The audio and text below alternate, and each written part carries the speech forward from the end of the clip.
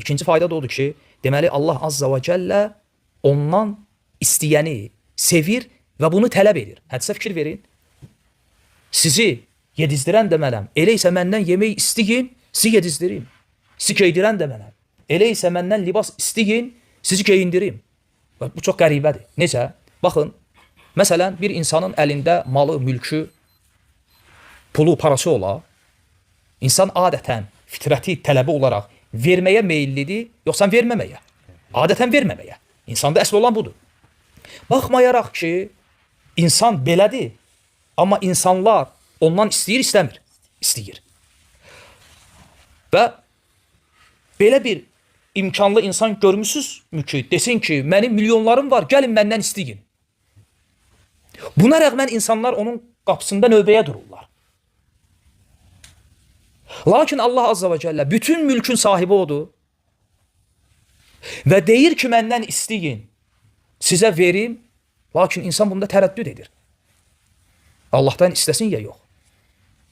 Və nə qədər insanlar var yer üzündə, bugün yer üzündə milyonlarla insanlar var ki, Allahdan istəmirlər, heç Allahdan da görmürlər.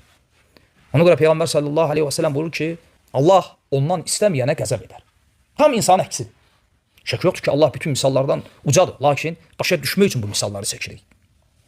İnsan ondan istəyəndə qəzəb edir. Allah Azza və Cəllə ondan istəməyənə qəzəb edir. Bu ikinci faydadır. Və üçüncü fayda, ən əzəmətli fayda. Bu hədisin dəlalət elədiyi məna odur ki, Allah Azza və Cəllə qullarından, hətta mömin qullarından, tək onlar ondan hidayət, rəhmət, məğfirət istəsinlər, bunu tələb eləmir. Həm də Allah Azza və Cəllə sevir ki, qulları ondan dünyəvi ehtiyaclarını da istəsin. Ona görə hədisdə görün nə gəldi? Məndən yemək istəyin, sizi yedirim. Məndən paltar istəyin, sizi geyindirim. Çünki bu məsələdə hətta Allahın mömin qullarında da xələl var. O xələl də nədir? Bir çox insan elə başa düşür ki, Allahdan istəyəndə nə istəməliyəm? Allahım, mənim günahlarımı bağışla, mənə rəhm et, mənə hidayət et, məni doğru yola yönəlt və ya uxravi, axirətlə əlaqəli məsələlər.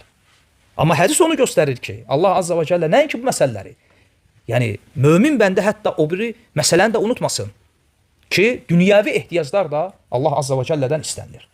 Ona görə hətta Həsən bir hədisdə Peyğəmbər sallallahu aleyhi və səlləm buyurur ki, sizlərdən hər biriniz Rəbbinizdən bütün ehtiyaclarını istəsin, hətta qırıldıqda öz ayaqqabısının, çarığının, bağını belə Allahdan istəsin.